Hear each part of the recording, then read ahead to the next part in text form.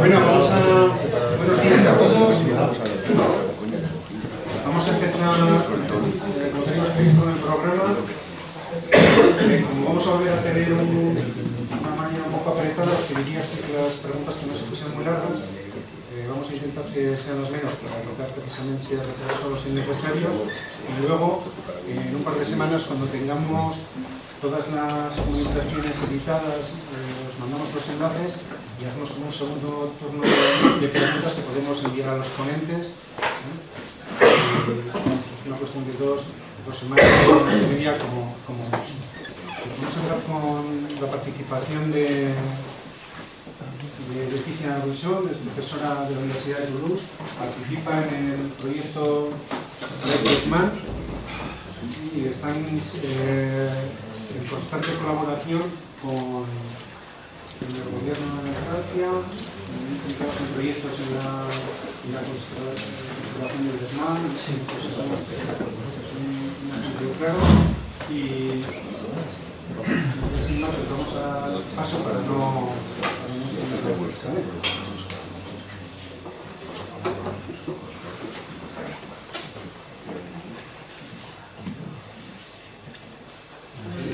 yo siempre que va a ser en francés porque Elena va a hacer la traducción simultánea.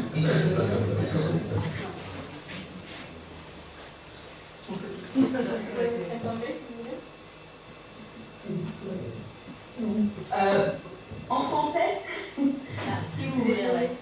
Comment vous vous sentez plus à l'aise? Oui, mais je vais le faire en français. C'est très bien. Donc, je m'appelle Leticia Buisson et je suis enseignant-chercheur à l'Université de Toulouse et j'encadre la thèse d'Anaïs Charbonnet dont je vais vous présenter les travaux. La primera persona que se ha presentado es Leticia Buisson, que es profesora en la Universidad de Toulouse y que es la responsable de la tesis doctoral de Anaïs Charbonnet, que aquí nos va a presentar, de quien nos va a presentar su trabajo.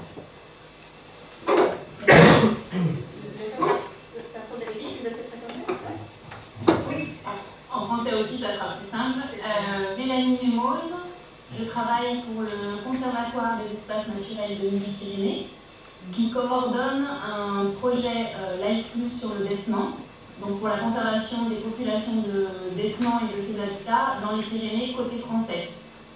La persona que se acaba de presentar es Mélanie Nemoz, que trabaja en el Conservatorio de Espacios Naturales de Midi-Pyrénées, que es la entidad responsable del proyecto Desman, que conocéis para la conservación del Desman en la parte francesa de los Pirineos. Voy a enseñar en español. Sí. Hola, me llamo Federico Blanco. Trabajo también por el Conservatorio de los Espacios Naturales de Midi-Pyrénées y notamente por la coordinación de los aspectos técnicos y científicos. Ça va, c'était compréhensible?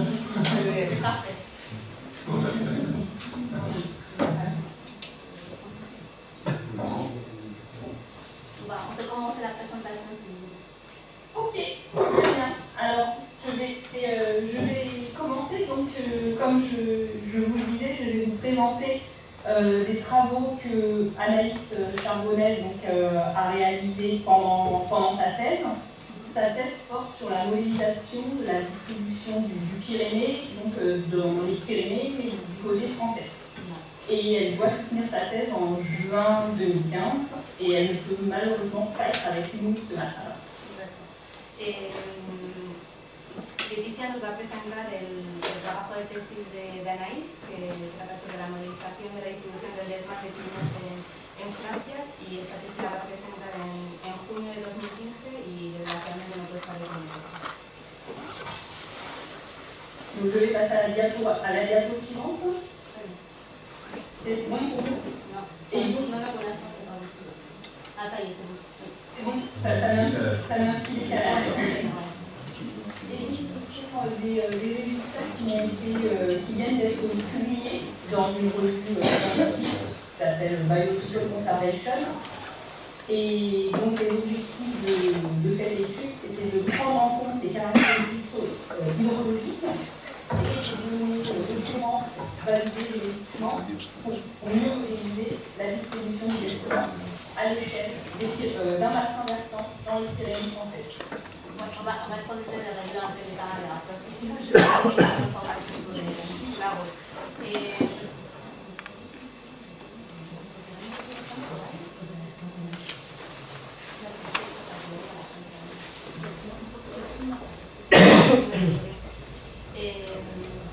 Sí, estaba comentando que los resultados de la tesis están ya publicados en esta revista científica que vemos aquí en la pantalla, y que lo que hace es una modelización de las características hidrológicas para conocer la distribución del desmán de Pirineo. On va essayer de faire des paramètres un peu plus, d'accord? Oui, ça marche, je vais essayer. Donc, je passe à la diapo suivante. Et donc, je vais vous présenter les outils de modélisation que nous avons utilisés pour réaliser ce travail. Va a presentar las herramientas que han utilizado para los modelos de distribución en el marco de este trabajo. Donc, ce sont des modèles de distribution d'espèces qui sont également appelés en anglais Species Distribution Modeling. Son los modelos de distribución de las especies que son llamados los SDM en las minas. Ils ont été très utilisés pour de nombreuses espèces dans de très nombreuses régions du monde. Son los modelos que se han utilizado para muchas especies en muchas regiones del mundo. Et ce sont donc des modèles statistiques qui permettent de relier des données de présence ou d'absence d'une espèce avec des variables de l'environnement et de l'habitat. Son herramientas estadísticas que permiten hacer el vínculo entre la presencia o ausencia de una especie y las variables ambientales y del hábitat. Ce sont également des outils prédictifs qui permettent de prédire, à partir des relations statistiques établies sur les données observées, la favorabilité de l'habitat pour l'espèce, même dans des zones qui ne sont pas échantillonnées. Son herramientas predictivas que permiten establecer las relaciones estadísticas y conocer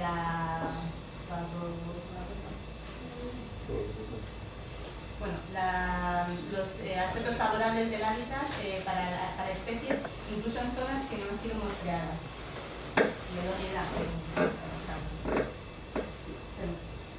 Ok, donc je passe à la diapo suivante. Alors, l'utilisation de ces modèles pour les espèces aquatiques s'est confrontée à deux challenges principaux. Sí, se han enfrentado a dos retos principalmente. Le premier, donc, c'est que ce sont des milieux aquatiques, en effet, qui sont des milieux particuliers, donc qui présentent une structure linéaire et dendritique qu'il faut prendre en compte dans la modélisation. Sí, se han enfrentado a dos retos principalmente. El primero es que estamos trabajando en medio acuático, que es un medio particular, que tiene una estructura lineal y dendrítica. Et la deuxième chose, donc, c'est que ce sont des milieux soumis à des contraintes hydrologiques importantes qui vont influencer la biologie et l'écologie des organismes, comme par exemple les crues, les périodes de sécheresse, la variabilité des débits, etc. Sí, el segundo es que estamos en un medio que está sometido a variables hidrológicas que están influenciadas por la diferencia de caudal, la variabilidad. Il y a un mot que je n'ai pas compris, c'est cru, c'est ça? Oui, les crues, c'est ça. C'est quand il y a des eaux qui sont très hautes, qui débordent. J'avais mis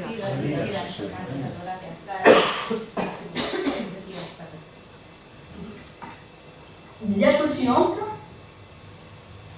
Donc, le deuxième challenge aquatique, c'est que la plupart du temps, ce sont des espèces qui ne sont pas forcément facilement observables. On ne peut pas facilement les observer ni les capturer. Et donc, on peut ne pas les détecter, même si elles sont présentes. El segundo reto al que nos enfrentamos es que se trata de una especie de difícil observación y de difícil captura, lo que nos impide detectar la verdadera presencia del desmán.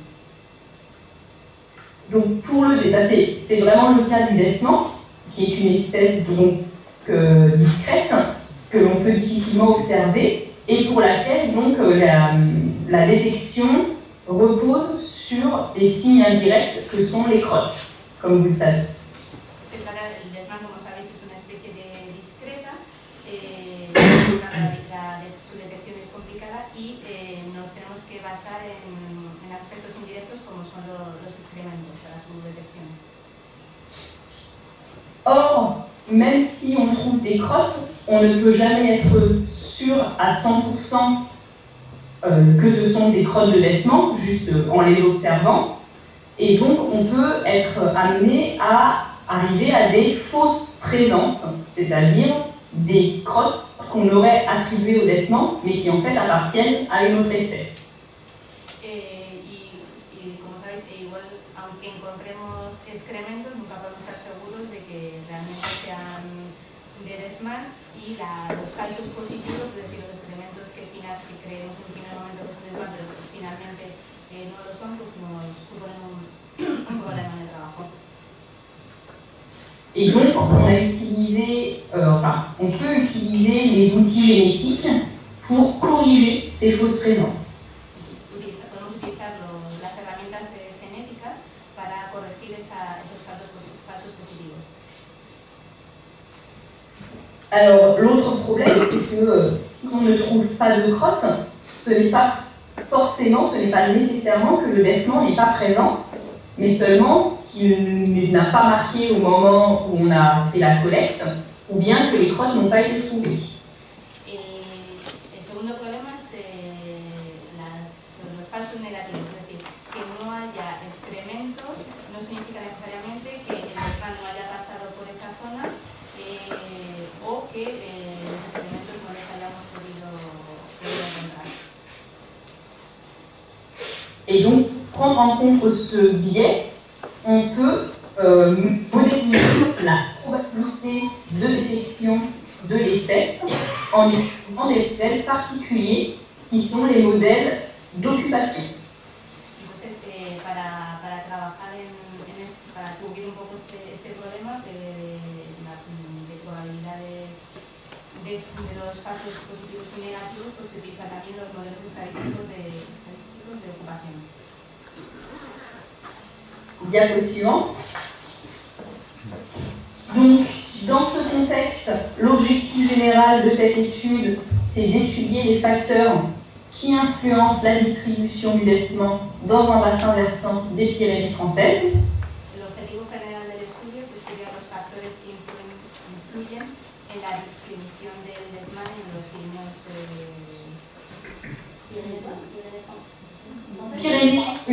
en France, la partie française des Pyrénées. La parte francesa de los Pirineos. Et donc la première chose, c'était de simuler le débit en utilisant un modèle hydrologique. El primer paso ha sido la simulación del caudal de la cuenca a través de una modelización teniendo en cuenta los factores hidrológicos. La deuxième chose, c'était d'appliquer un modèle d'occupation qui permet de prendre en compte la probabilité de détection du laissement. El segundo paso ha sido aplicar un modelo de ocupación teniendo en cuenta la probabilidad de detección del desmán. Et puis la troisième chose, c'était de prédire une carte de favorabilité de l'habitat qui sera un outil pour la conservation. Y en tercer lugar, la predicción la constitución de un mapa de idoneidad del hábitat que se convierte en una herramienta para la conservación. Très bien. Diapo suivante. Donc, je vais maintenant vous présenter rapidement la zone d'étude. Donc, nous avons fait ce travail dans la partie française des Pyrénées, dans un bassin versant qui s'appelle le Haut-Salate, qui est situé à l'est, à peu près, des Pyrénées. Ahora nos va a presentar la zona de estudio que se encuentra en los Pirineos franceses, en la cuenca de Osara, como ves ahí escrito en la diapositiva, que se encuentra al este de los Pirineos. Diapo suivante. Donc nous avons fait des collectes de données dans 31 sites que vous pouvez voir sur la carte, qui sont répartis à peu près uniformément sur le bassin versant.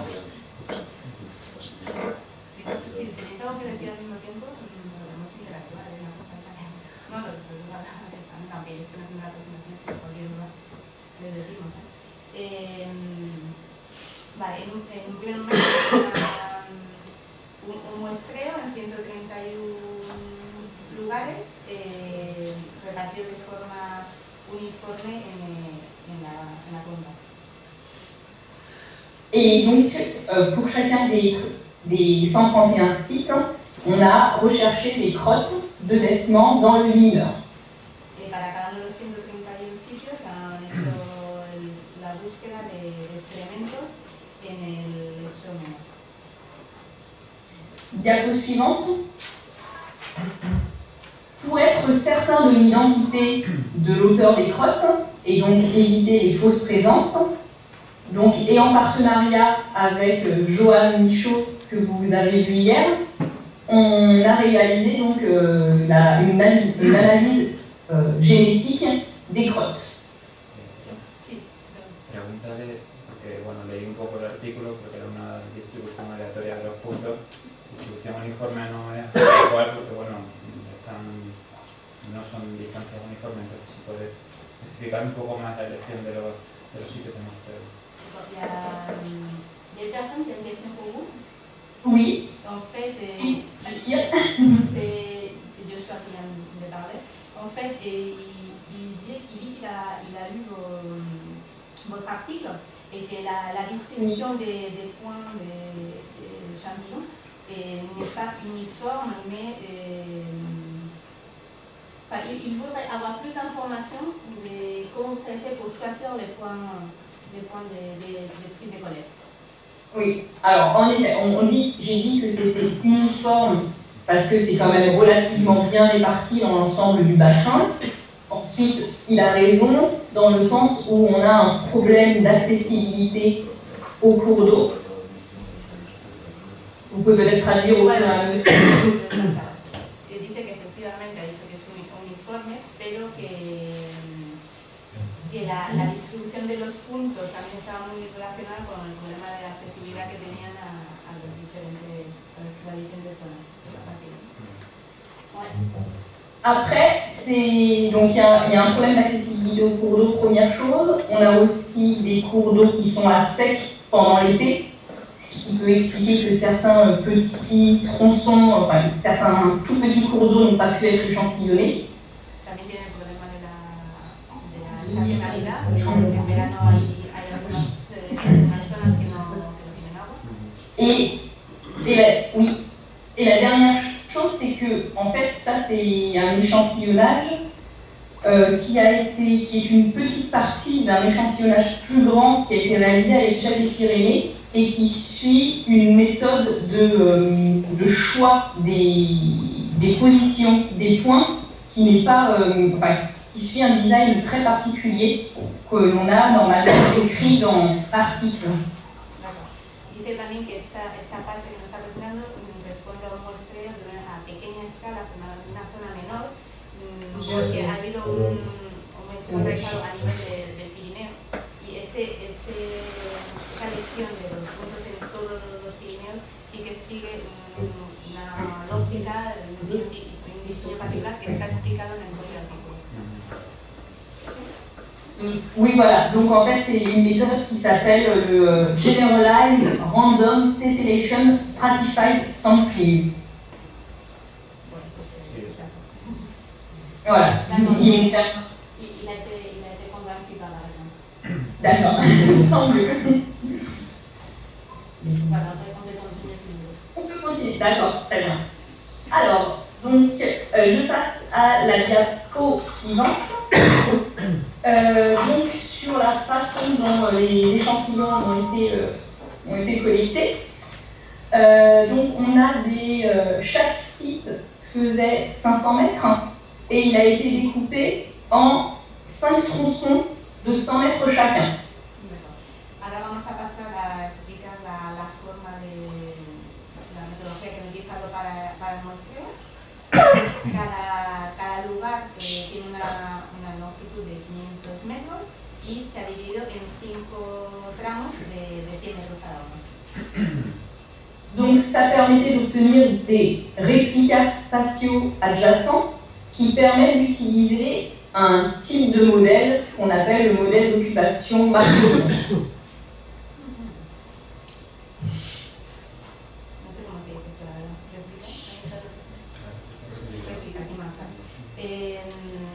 Bueno, este sistema que hemos utilizado pues, permite tener estas réplicas espaciales adyacentes y utilizar el modelo de ocupación markovien. Et donc, dans ce modèle, on estime plusieurs paramètres. Un premier paramètre qui s'appelle psi, qui est la probabilité d'occupation du site. Este modelo permite utilizar distintos parámetros, como el parámetro psi, que es la probabilidad de ocupación del sitio. Un paramètre T qui permet d'estimer la probabilité de détection de l'espèce. El parámetro T, que es la probabilidad de la especie. Un paramètre θ0 qui permet d'estimer la probabilité de présence de l'espèce sur un segment en sachant que le précédent segment, celui qui est juste avant, est négatif. El parámetro θ0 es la probabilidad de presencia de un segmento, perdón, la probabilidad de presencia de la especie en un segmento sabiendo que el segmento precedente es negativo. Et puis, θ1, le dernier paramètre, c'est la même chose que θ0, sauf qu'on sait que l'espèce est présente sur le segment précédent. Y el último parámetro, el parámetro θ1, que es lo mismo que el anterior, solamente que sabiendo que el tramo anterior es positivo, el segmento anterior es positivo. Donc je passe à la diapo suivante, avec un bilan de la collecte des données qui a été réalisée. Donc un total de 579 crottes ont été ramassées dans 94 sites sur les 131. Vamos a pasar a estudiar el balance de la colecta de datos. Los resultados son 579 excrementos recogidos en 94 de los 131 muestreados. Donc on peut voir sur la carte la répartition des sites où il y a eu des crottes, ce sont les points en noir, et les sites où il n'y a pas eu de détection du dessin. En el mapa podemos ver el reparto de los puntos negativos corresponden al lugar donde se han recogido muestras de excrementos y los puntos blancos son puntos en los que no se han encontrado nada. Donc, puisque j'ai oublié de dire qu'au total, en fait, sur les 94 sites avec des crottes, seulement 54 sites étaient positifs pour le décement après analyse génétique. De los 94 sitios donde ha habido recogida de excremento, 54 de estos sitios han dado positivo para Adesman después del análisis genético. Et donc, parmi toutes les crottes qui avaient été collectées, seulement 69%, enfin déjà 69%, ce qui est bien, appartenaient au décement. Et ensuite, 4% des crottes appartenaient à une autre espèce. Il y a eu une confusion avec une autre espèce. Et 27% n'ont pas été trop abîmés, trop dégradés pour pouvoir identifier l'auteur de la crotte. Entonces, eso supone que el 69% de los excrementos recogidos son de Desman, el otro 4% es una confusión con otras especies y el 27% no ha sido identificado porque las muestras estaban demasiado degradadas para poder utilizarlas. Ya,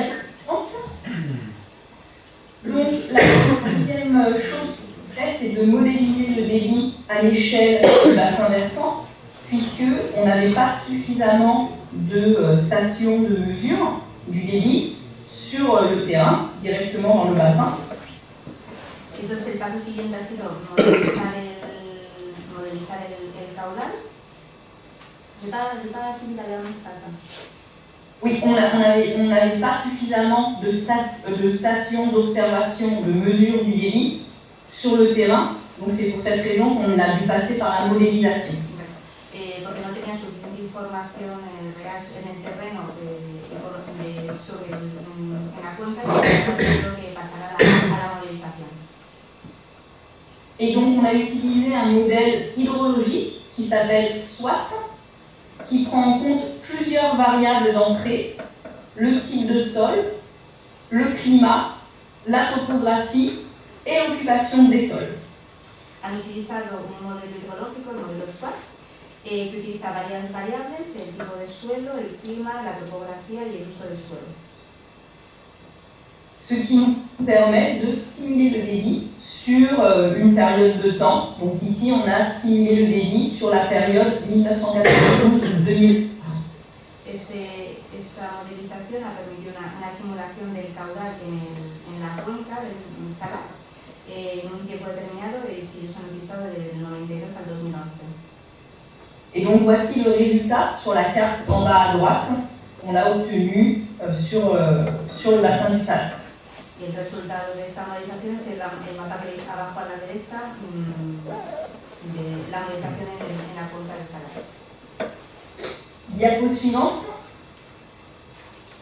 Donc on a quand même vérifié que le débit était bien modélisé avant de l'utiliser pour le dessement. Et donc voici les résultats de nos simulations. Donc sur la carte en haut, vous avez la position de 5 stations de mesure. Después han querido verificar que el caudal estaba bien modelizado para poder luego aplicarlo al desmán. Los resultados de esta modelización son los gráficos que vemos en la diapositiva. Arriba está el mapa con la posición de las 5 estaciones. Et donc voilà le résultat en bas, ce sont les courbes. Donc la courbe rouge représente le débit mesuré, la courbe noire représente le débit simulé. Et donc on voit que les deux courbes se suivent plutôt bien. La gráfica que vemos en la parte inferior es el resultado también de esta modelización. El color rojo tenemos la curva resultado de las mediciones realizadas y en la curva color negro es la simulación. Entonces, como podéis observar, las dos curvas se siguen correctamente. Et donc, à partir du débit, on a calculé deux variables, le débit moyen et la variabilité du débit entre les mois. A partir de estos resultados me han calculado dos variables, el caudal medio y la variabilidad del caudal en los meses, entre meses. Diapo suivante. Donc, on a ensuite utilisé les variables, les modèles d'occupation markoviens et on a intégré différentes variables dans ces modèles afin de savoir quelles étaient les variables influençant le plus la détection du descente. Han utilizado seguidamente el modelo de ocupación Markov para conocer las distintas variables que utilizar distintas variables incluidas en el modelo y conocer qué variables son las que influyen más para la detección. La variable la plus importante est la variabilité du débit entre les mois. La variable más importante es la variabilidad de caudal entre los meses. Cette variable influence négativement la probabilité de détection, ce qui signifie qu'on a moins de chances de trouver du dessement, des crottes de dessement, lorsque l'on est situé dans des zones où le débit varie beaucoup entre les mois. La variable más importante es la variable entre los meses, la variable de caudal entre los meses, y es, como dice la gráfica, negativa, es decir, negativa para la probabilidad de detección de desmán, es decir, que hay, cuando el caudal en la zona es más variable, hay menos probabilidad de encontrar este método de desmán. La deuxième variable la plus importante, c'est l'hétérogénéité du substrat et des abris pour le laissement, et cette variable influence positivement la probabilité de détection. La segunda variable más importante es la heterogeneidad del sustrato y influye positivamente en la probabilidad de detectar el Et donc ce qui signifie que plus il y a d'abris et plus le substrat est hétérogène, et plus la probabilité de détection du laissement augmente. Lo que significa que cuanto más refugio y más heterogeneidad en el sustrato encontremos, más probabilidad de detección de desmán tenemos. Et on peut noter qu'il n'y a pas vraiment d'effet de l'observateur ni des précipitations. Y podemos observar que no hay una influencia ni del observador ni de la precipitación en la probabilidad de encontrar, de detectar el cambio. Diapositive suivante. Donc maintenant, je vais vous montrer les variables environnementales qui influencent la probabilité d'occupation du laissement. Donc sur cette diapo, pardon, allez-y. A continuación nos va a presentar las variables ambientales que influyen en la probabilidad, en la ocupación y por tanto la probabilidad de encontrar desmán. Donc on voit sur ce graphique que c'est le sous-bassin qui influence le plus la répartition du laissement, loin devant les variables de débit, de nombre d'affluents et de climat. En el gráfico podemos observar que la variable que influye de forma más importante es la subcuenca, bastante distanciado del caudal, del número de afluentes y del clima. Diapo suivante. Donc, pour ces 4 variables, on a regardé comment variait la probabilité d'occupation, dans quel sens ces 4 variables influençaient la probabilité d'occupation.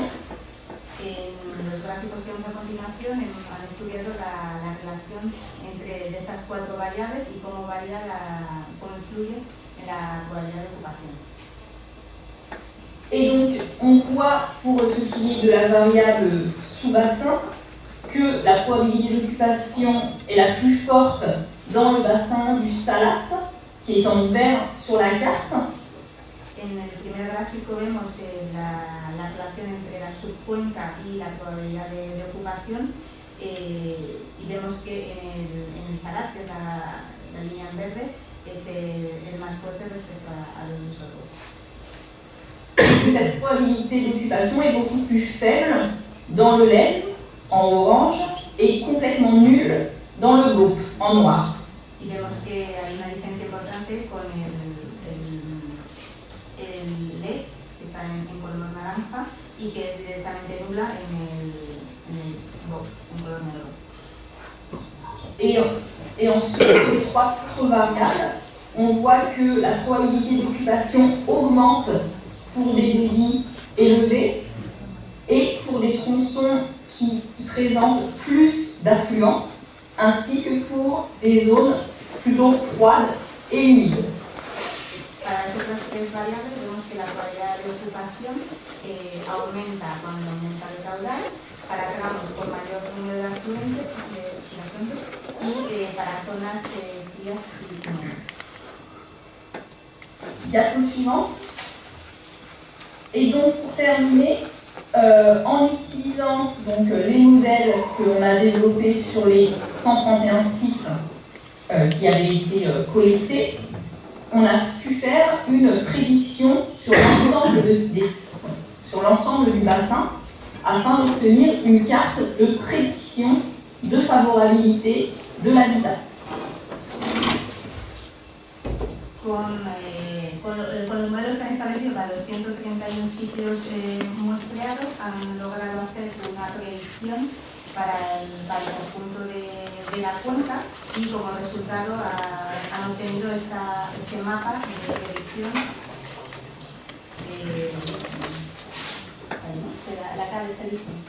Oui, tout à fait. C'est la carte de prédiction qui est ici. Donc en rouge, la probabilité d'occupation est très faible, donc les sites sont peu favorables. Et en vert, la probabilité d'occupation est beaucoup plus forte, donc les sites sont très favorables pour le décement par rapport aux variables qui ont été considérées dans le modèle. Entonces, en resumen, en el mapa que estamos observando, en color rojo son zonas con una probabilidad de ocupación muy baja y en color verde pues probabilidad muy elevada y sitios favorables a la presencia de humanos. Et donc on voit que c'est le bassin du Salat qui est le plus favorable, essentiellement les cours d'eau principaux. Vemos entonces que la zona más favorable, la zona en verde, es la cuenca del Salar, sobre todo en los recursos de agua principales. Et le Lez est lui bien moins favorable. Les zones les plus favorables du Lez sont situées elles aussi sur les cours d'eau principaux. Y vemos, sin embargo, en la cuenca del Lez, que es la zona en rojo, que es una zona menos favorable para la presencia del desmán y siendo menos favorable, es más favorable en los cursos de agua principales. Et donc au total, on a 12,5% du linéaire qui a une probabilité d'occupation supérieure à 0,8, donc seulement 12% du linéaire est très favorable pour le laissement. De estos resultados obtenemos que el 12,5% de los cursos estudiados lineal tienen una probabilidad de ocupación superior al 0,8. Voilà. Et donc je vais passer à la dernière diapo sur les conclusions. Vamos a ver ahora las conclusiones principales del estudio. Donc ces résultats peuvent avoir des implications importantes en ce qui concerne la protection de cette espèce. Los resultados obtenidos tienen una implicación importante para la conservación de la especie. Donc principalement, la première chose, c'est qu'il faut intensifier l'effort de prospection dans les zones où la probabilité de détection est la plus faible, donc notamment lorsque le substrat est homogène et que les débits sont très variables. El primer tema a tener en cuenta es que hay que aumentar los esfuerzos de detección, sobre todo en las zonas homogéneas y de sustrato, ¿no? Les substrats homogènes qui sont très semblables, que le substrat est très semblable. Y efectivamente, las zonas de sustrato homogéneo. La deuxième chose, c'est qu'il faut donc maintenir des zones à débit relativement élevé et le plus possible non perturbées par les activités anthropiques, les activités humaines. En segundo lugar, es que hay que conservar las zonas con un caudal importante y evitar todo tipo de actuaciones negativas sobre esas zonas. Il faut également essayer de maintenir la connectivité latérale au sein d'un bassin pour permettre la dispersion du laissement. Hay que mantener así la conectividad lateral entre los cursos de agua para poder favorecer el paso del desmán. Et puis on voit que le sous-bassin a une influence très importante, donc il semble intéressant de réaliser aussi une gestion par sous-bassin, en tout cas à cette échelle. Y como hemos visto, los resultados del impacto de las subcuencas son importantes, por lo tanto es necesario considerar una gestión por subcuenca. En todo caso, a esta escala. Et donc pour terminer, cette étude a permis de prendre en compte les problèmes de détection du laissement ainsi que la structure du réseau hydrographique et les variables hydrologiques, qui sont toutes les deux identifiées comme influençant très fortement la détection et la répartition du laissement. De ese estudio también obtenemos como conclusión los problemas tan importantes que tenemos para la detección del desmán, que están muy relacionados con la estructura de la red hidrológica, las variables hidrológicas. Et la dernière partie, après les variables hydrologiques, c'était quoi? En fait, ce sont aussi bien la structure du réseau hydrographique que les variables hydrologiques influencent très fortement la détection et la répartition du laissement. Como se comentaba, la red hidrológica y las variables hidrológicas influyen de forma muy importante en la detección y la presencia del desmán. Voilà, d'où l'intérêt de coupler des modèles écologiques et hydrologiques ici. De aquí la importancia de combinar los modelos ecológicos y los modelos hidrológicos. Dernier diapo, merci de votre attention. Gracias por vuestra atención.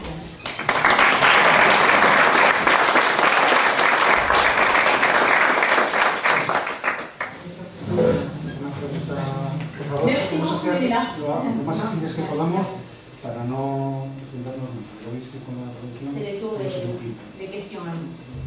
Oui, d'accord. Est-ce que vous pouvez dire la superficie des trois bassins?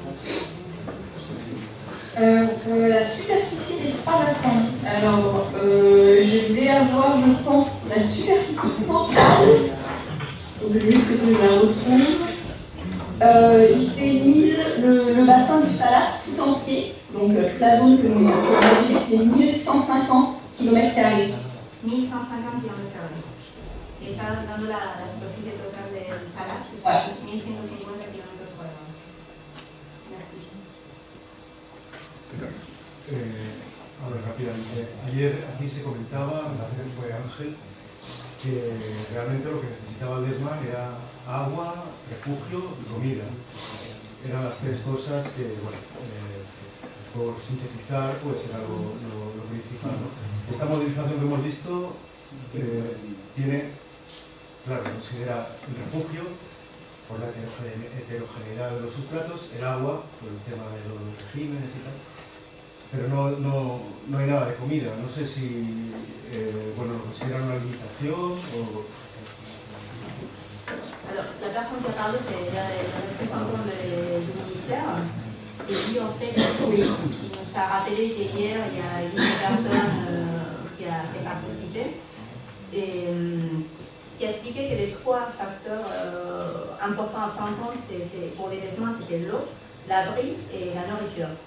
Et qui était important pour les desmans. Et puis, il constate en fait que dans votre modélisation, et vous avez pris en compte effectivement l'abri à partir de la hétérogénéité des substrats et l'eau à partir des débits, on en a parlé, mais que vous n'avez pas révélé l'importance de la nourriture pour les desmans et il voudrait savoir si vous ne l'avez pas pris en compte pour une raison particulière ou que vous ne l'avez pas considéré importante. Alors, il y a deux raisons. C'est déjà qu'on travaille, le bassin du Salat est quand même relativement important, donc on est à une échelle qui est grande, et à cette échelle-là, on n'avait pas la possibilité en fait d'obtenir des données suffisamment fines sur les ressources, la nourriture qui était disponible. Bueno, que la razón principal por la que no han tenido en cuenta el tema de la alimentación de la comida es que la zona de estudio es una zona de una superficie muy grande y que entonces no han tenido posibilidad para tener datos suficientemente finos de ese aspecto. Et donc peut-être aussi rajouter qu'il aurait fallu faire l'échantillonnage de manière homogène, c'est-à-dire si on voulait prendre en compte la nourriture, il aurait fallu le faire exactement aux mêmes périodes sur l'ensemble du bassin pour avoir des cortèges qui soient similaires en fonction des dates d'éclosion et des choses comme ça.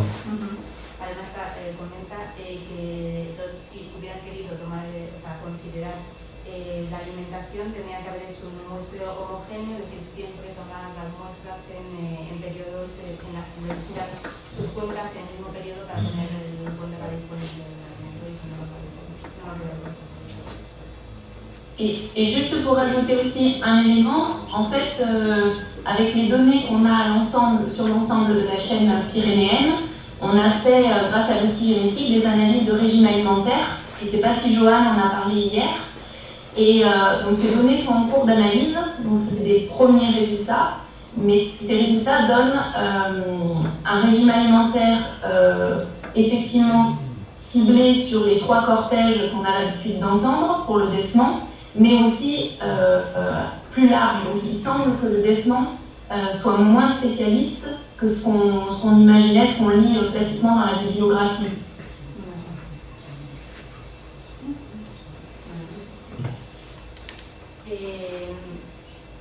De todas formas de Pirineos han tenido datos y están actualmente están analizando el régimen alimentario a través de los análisis genéticos que vimos ayer con Joan, y están obteniendo los primeros resultados. Y así como resumen de estos primeros resultados es que el DESMAN es menos especialista en tema de alimentación de lo que estamos acostumbrados a hacer en la literatura.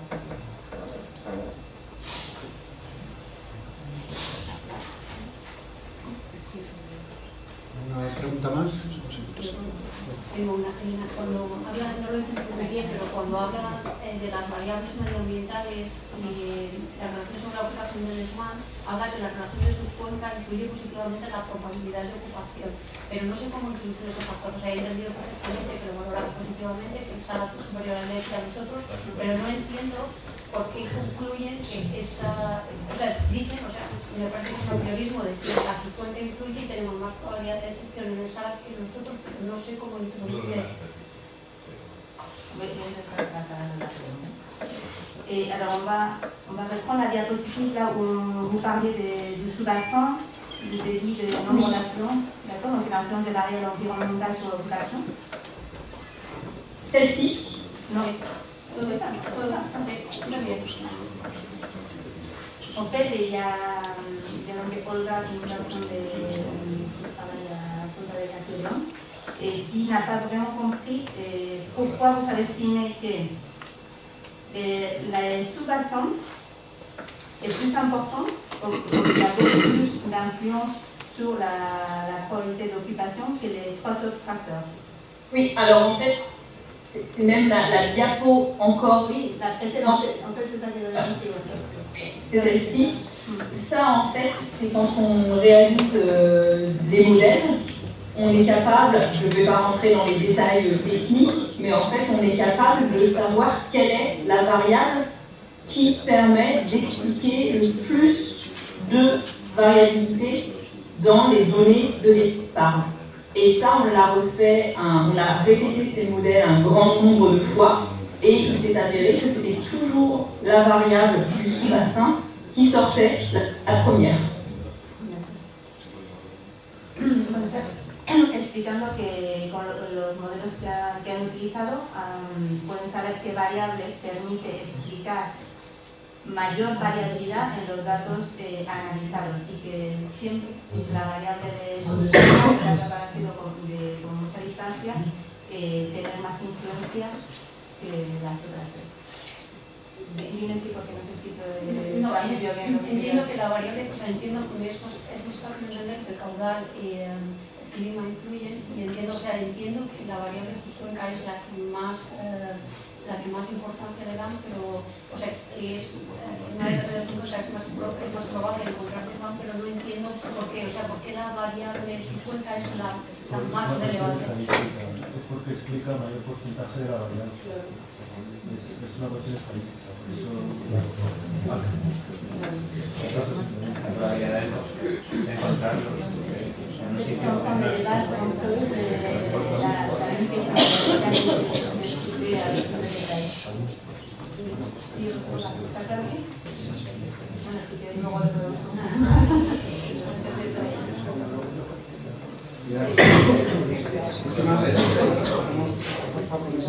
Esta pregunta y luego duda relacionada con esto y otros. Según he entendido, los modelos estadísticos de ocupación que utilizan, los utilizan precisamente para intentar corregir falsos negativos.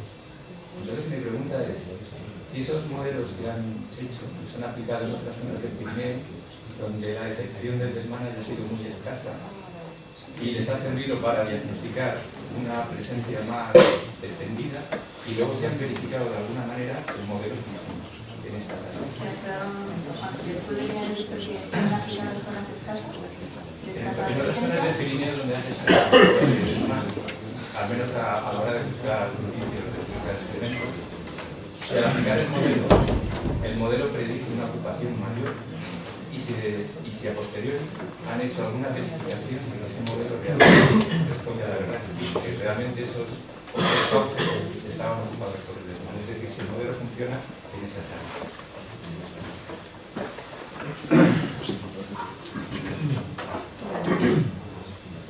En fait, il y a une personne qui pose une question sur les modèles statistiques, parce qu'il dit vous savez utiliser ces modèles statistiques pour la détection des faux négatifs, des fausses absences.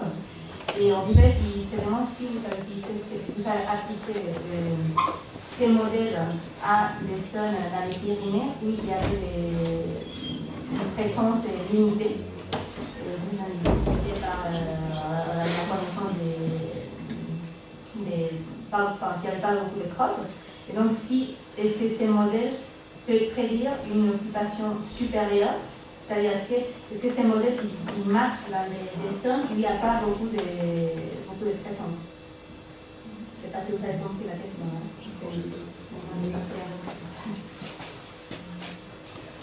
Oui, alors bon, pour l'instant, les résultats les plus avancés que l'on a, donc il a été fait à cette échelle-là du SALAP, mais il y a également une approche comparable qui est utilisée également à l'échelle de toutes les Pyrénées. Donc dans des zones en effet où on a beaucoup moins de décements qui a été observé pour des dernières années. Et le modèle prédit globalement assez bien le fait que ce sont des milieux plutôt peu favorables au décement, mais qui ne sont pas non plus complètement défavorables, même si on ne trouve pas forcément de creux de décement. Que los resultados más avanzados los tienen efectivamente para la vuelta de escala, como nos han presentado, pero que a nivel de escala de todos los Pirineos lo han aplicado y que hay zonas en las que efectivamente hay menos presencia observada de desmán, pero que el modelo que utilizan predice de forma bastante ajustada que aunque son zonas que no son necesariamente desfavorables, que la presencia podría existir, aunque usualmente no lo es. Lo que quería saber es, en esas zonas donde el modelo predice que debería ser desfavorable a la presencia de desmán, quizá es en esas zonas donde es difícilmente detectable por las condiciones que comentaban de cambio. Claro, entonces mi pregunta es, si han verificado, si han comprobado en alguna zona con algún otro método coincidiendo más en el seguimiento del desmán, que realmente el modelo pues funciona en esas áreas, y que realmente sí que ha sido un problema de detección en los primeros trabajos de seguimiento, y que realmente si identificas el seguimiento de la especie, lo introducimos el modelo. Pero eso Juan, para la zona del SALAP o para... No, para otra zona donde en principio por las condiciones especiales de ese área fuera difícilmente detectable. La sensación de que es lo que tiene realmente trabajado en la zona del SALAP. Pero la duda es si lo habían aplicado.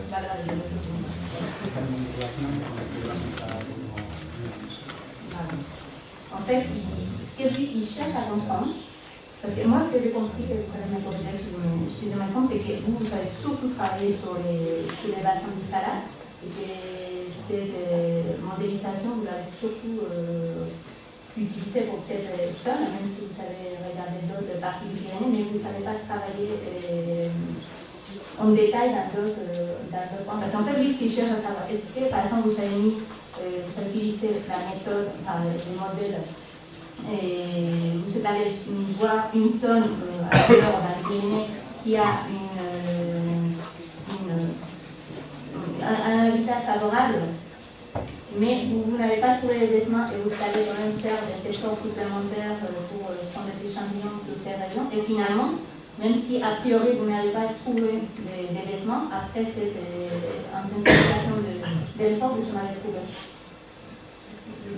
D'accord, donc c'est sur la validation, c'est ça, la validation du modèle. Exact, c'est ça, oui. En fait, ce qu'on a fait à l'échelle des Pyrénées, c'est qu'on a prospecté 1300 tronçons, dont 131 à l'échelle du Salat, mais 1300 tronçons sur l'ensemble des Pyrénées. Et le même type de modèle, légèrement différent, mais a été appliqué à l'ensemble des Pyrénées pour sortir une carte de prédiction de présence sur l'ensemble des Pyrénées. Et donc, c'est des résultats récents, donc qui seront bientôt publiés, et ces résultats montrent une régression forte de l'aire de répartition de l'espèce depuis un peu plus de 20 ans, de l'ordre de plus de 60%. Donc, c'est des pourcentages qui se rapprochent un petit peu de ce qui est observé, semble-t-il, en Espagne. Dice que ha mostrado a la escala de Pirineos 1.300 tramos, los cuales 131 como hemos visto en el Salar, y que han aplicado este modelo al conjunto de los Pirineos para poder hacer la predicción de la presencia, que los resultados de estos estudios son los que van a publicar recientemente, pero que actualmente no están disponibles, y que como resultado principal se observa una regresión muy importante en los últimos 20 años, con una disminución del 70%. Juste préciser que dans ces 1300 tronçons, il y a des tronçons historiques qui ont été réalisés il y a une vingtaine d'années et qui ont été refaits entre 2011 et 2013. Du coup, on a un comparatif aussi historique. De esos 1.300 tramos, estos 1.300 tramos teníamos datos históricos y se han vuelto a mostrar entre el 2011 y el 2013, con lo cual se han podido observar la evolución.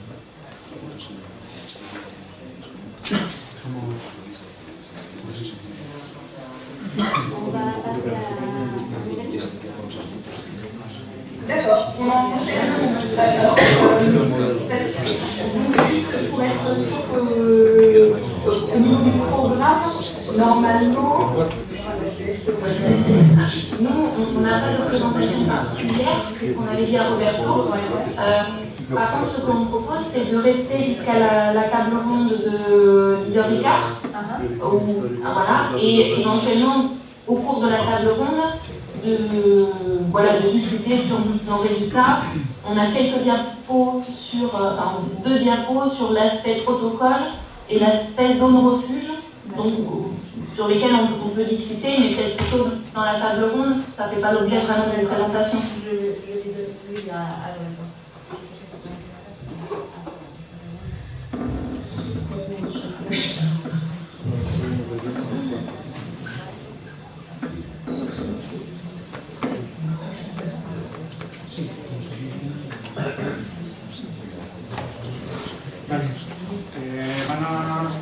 En la parte que tenemos un poco de preguntas de discusión es cuando entran Melanie y Frederick para comentar sobre los métodos alternativos